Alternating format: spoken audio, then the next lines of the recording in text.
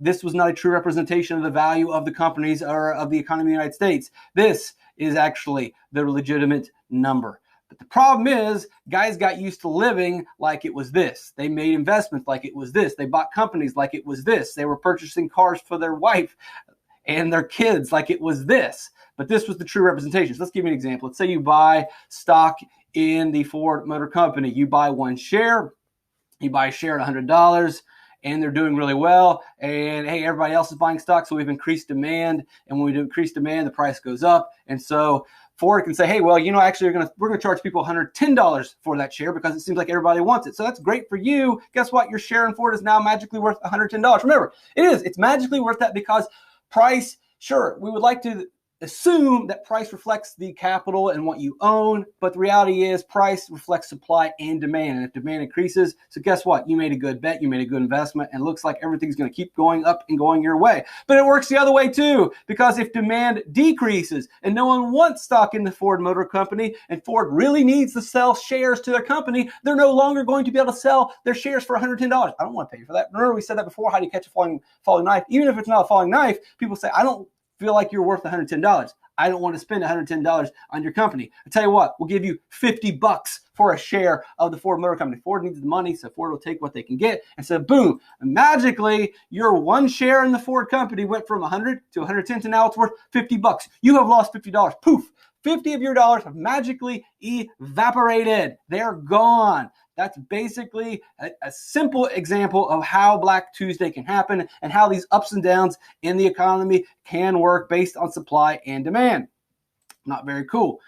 But it can get worse because as demand decreases and no one's buying Ford Motor Company and no one wants these cars, eventually if $50, so the $50 that they received from everybody, it wasn't enough to keep the company going. The shares that they were selling weren't enough to keep it going. Eventually, they just have to shut down. Now it's worth nothing. And guess what? You've lost it all. You have nothing. And then we'll make the matter worse. Let's say that you were buying on the margins, although I've said in the other videos that buying on the margins wasn't as big of a problem as the AP wants you to believe, but you better believe it so you pass the AP test. So if you are believing that buying on the margins or taking out loans to buy company stock is a big deal, well, guess what? You took out a loan to buy those shares in Ford, and then all of a sudden your shares in Ford are worth nothing, and you got to pay the loan back to the bank. Well, guess what? You can't pay the loan back to the bank because you have nothing. So the bank goes down. As we've explained before, if banks don't exist, they can't loan money to investors. They can't start companies. That means less workers. That means people buy less. That means you can't borrow money, buy a house. So as banks die, so does the economy die with it. And in this example, we're saying that the bank died because of people buying on the margins. I think that's over exaggerated, but that definitely will be an answer on your AP test. Got to blame somebody.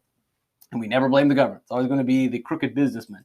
So as the bank goes down and the bank has no money in its vault, regular innocent people who had saved money up in that bank are doomed. Now, this is not necessarily completely connected to the Great Depression, although the Great Depression will kind of have this happen, but this could happen today. This circumstance, this event where, hey, I put my money in the bank went under, where did my money go? I now have nothing. I have nothing to do with buying on the margins. I didn't buy stock. I didn't participate in this stupid game whatsoever, and I've lost everything. My kids are starving.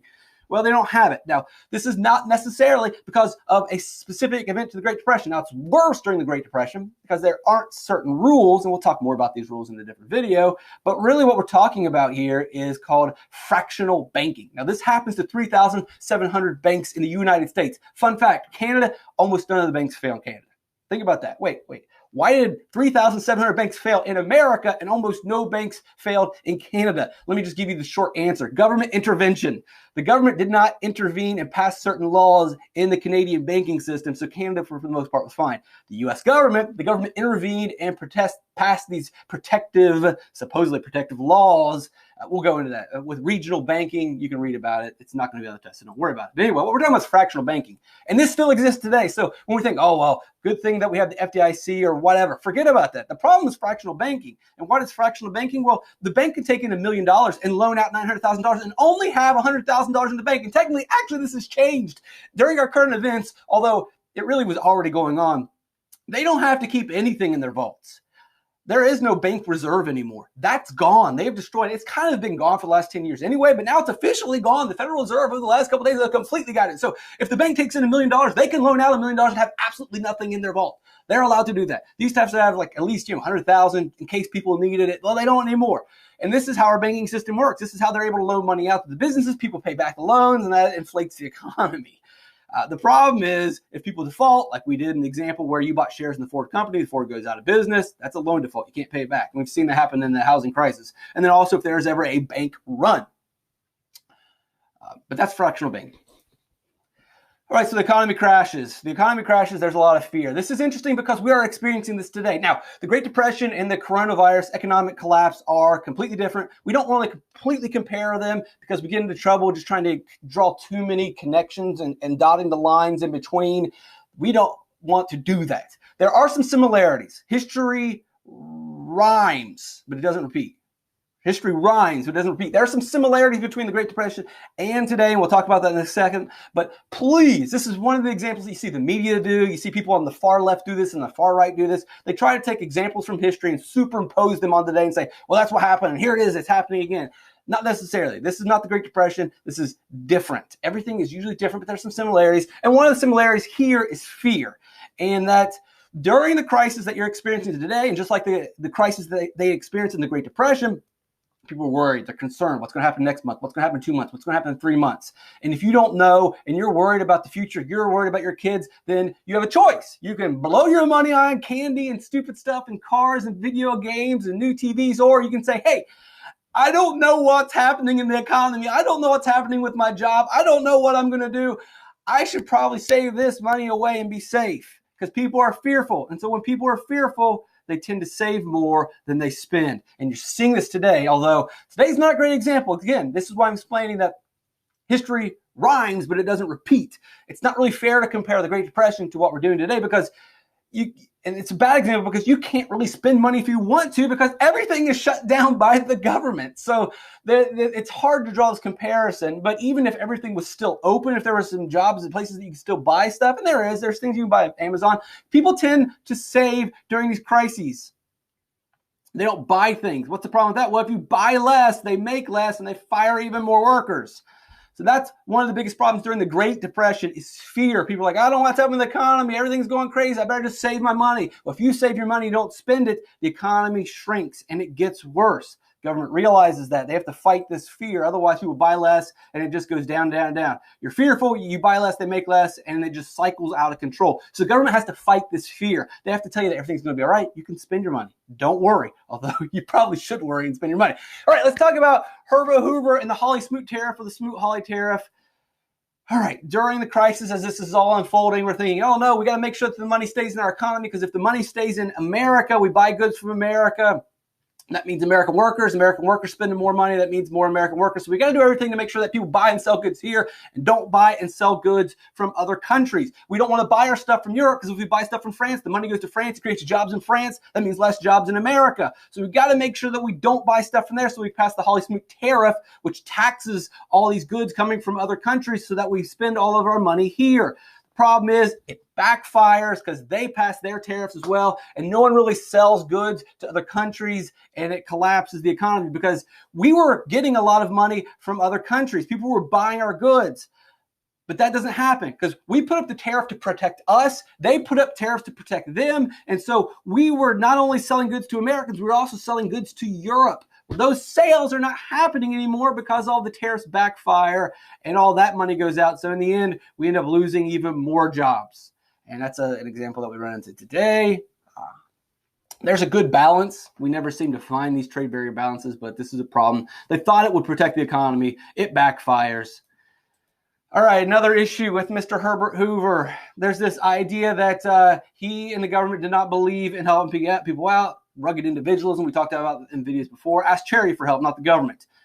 Okay, this is an exaggeration. This is false, but it is correct if you want to pass your AP test. If you want to pass the AP test, you got to think that Herbert Hoover and his government before Roosevelt did nothing to help people out. The government did no interventions. The government just let people suffer. That is a lie. That is false. That is incorrect. but that will be the answer in the AP test. That is what they've written in the history books. That is the propaganda that the schools give you. That is the propaganda that the media pushes. There are a lot of Americans that still believe this. They believe that Hoover did nothing. It's absolute insanity. Read a book, people. Read any real historical text from a historian, not the history books printed in the schools that are approved by the government.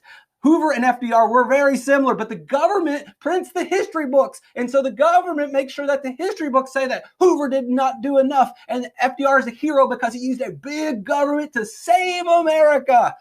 It's the truth. This is not exaggeration. This is not propaganda. You can read about this anywhere on the internet and make sure you use a valid source, but any history textbook will explain this to you. Yet a lot of people love to promulgate this lie, and the media is the worst about this. So this is a legitimate problem with it. But remember, if you want to pass the AP test, then you better believe the lie that, oh, you didn't do anything. Hoover didn't do anything, and FDR did everything.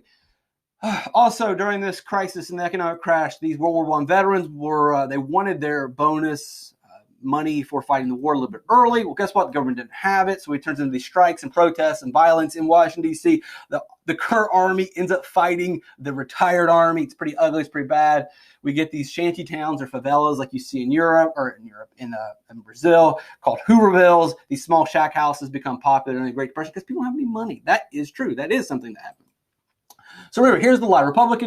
He's a Republican. He's the bad guy because we have simplified the history to the point that we've exaggerated and made it untrue. But here is the lie. Let me give you the lie, which will be the answer on the AP test. And that's that Hoover believed in rugged individualism. You need to take care of yourself, and the government should not help you out. That's the lie. Okay, you know the lie. That's the lie that you put on the test. Remember, it's false, but that's correct if you want to be on the AP test. FDR, Hoover are the same. Here's the truth. Now, don't put this on the test. Here's the truth. He did not believe in laissez-faire economics. He did not believe in hands-off economics. He did not believe that the government should stay out of the economy. He implemented radical government intervention into the economy for the very first time. He was the first president to ever take the government and say, we are going to get involved in the economy and fix this mess. But that is not in your textbook. That is not what you're told on the media. But that is the truth. That is the history. It's written in all the history textbooks. I mean, FDR's people are on the record saying, we just copied Hoover. We copied everything he did. These are cited facts. But they've left those out of your history textbook because they want you to believe that Hoover didn't do anything and that FDR did everything and he saved our lives. The reality is that he did help. And I'm not defending Hoover. He didn't do enough. But the answer here is, now remember, don't put this as the AP test. But what we're trying to tell you is, well, one, they're lying to you. Why are they lying to you? Because they want you to love big government. And we don't really need to love him, but it's, why are they misleading us? Maybe ask yourself, why are your history books lies? Why do people continue to tell you this lie? Why? Well, the reason is because they want you to believe that a bigger government can help you out. And obviously, this will be a perfect example of the government not helping you out, but they want you to believe in a big government. So the next guy will get elected, Franklin Roosevelt, and basically he will help people out just more. So that's the answer. Instead of like Hoover didn't help people at all and FDR helped people a lot, it's actually Hoover helped people, just FDR gave away even more free stuff. There will be a significant change with Roosevelt. African Americans or Black Americans will have always voted Republican up until this point. Why do they vote Republican? Because Abraham Lincoln was Republican and he freed the slaves. And they religiously, 99%, all Black people voted Republican to the point where Black people criticize themselves saying, hey, we should be open to different ideas. We shouldn't just always vote for the same party. We shouldn't sell our allegiance to the Republican Party forever just because they did something some time ago. Well, sound familiar today, maybe, to people saying, why are we selling our allegiance to the Democratic Party because they did something during the 1960s? Very similar pattern here, but they will switch to the Democratic Party because Franklin Delano Roosevelt, although he was racist and did not help Blacks in the South hardly at all, but he did help Blacks in the North and did, for the first time, really help out with the inequality in our country. And so that was a major shift right there. And it's been that way ever since. So he comes with the idea that the only thing we have to fear is fear itself. Give money to people, that's cool. Basically, they copy Hoover's plan, but it just goes further. And so we'll give you an example. So if we divide economics into two spectrums here, or a spectrum here, on the far left side of, or it might be the right side of your screen, capitalism, free market, no government intervention, and the opposite side in economies, we talked about this before, communism, a control economy, a lot of government intervention. If we were really comparing Hoover and Roosevelt and their policies, obviously Roosevelt is nearly a communist, complete control of the economy by the government, tons of intervention. Hoover's not that far behind him. A lot of intervention. Have you ever heard of this thing called the Hoover Dam? It's an enormous dam that we all know exists. It was a giant public works project, and yet people think, yeah, well, Hoover didn't get involved in the economy. Think about Roosevelt. You might think of some small jobs that Roosevelt did, but we all know the Hoover Dam. It's an example. It's hard to deny. Like, wait a second, you're saying that. So we'll look at this. So actually, if you want to pass the AP test, though, here, so this is the real answer. They both were very much involved in the economy. First time the government ever got involved. Now, if you want to pass the AP test, or if you have a very liberal or just a regular history teacher, they're going to tell you, no, Hoover didn't do anything, and Roosevelt did a bunch of stuff. Even though we know for a fact that the Hoover Dam is still there today, one of the largest public works projects, a government-funded project to give jobs to people during the Depression. And you're going to tell me, no. You're going to sit there and tell me, owning a fireworks stand, that the government didn't get involved in the economy? The government didn't get involved in the economy? Then how was the Hoover Dam invented? Was it just aliens put it there? No, it wasn't aliens that put it there. It was that the government got involved in the economy, gave a bunch of people a job to build a dam. And that's just one example. You can look at the records. This is the truth. But remember, a lot of this stuff, that's the truth, it's not really on the AP test or in your history books, or you get into a college classroom, and if you get into college and you're taking history classes and you try to put this stuff in, the teachers are going to attack you, try to kick you out of their class. So a lot of times you just got to know what the truth is, keep it to yourself, and pass the AP test and believe the lie. Black Tuesday. Hoover and FDR, they're the same, but you got to say that they're different if you want to get to 5. And then fear affecting the economy with our current coronavirus situation, you should be really, really well versed in how that works.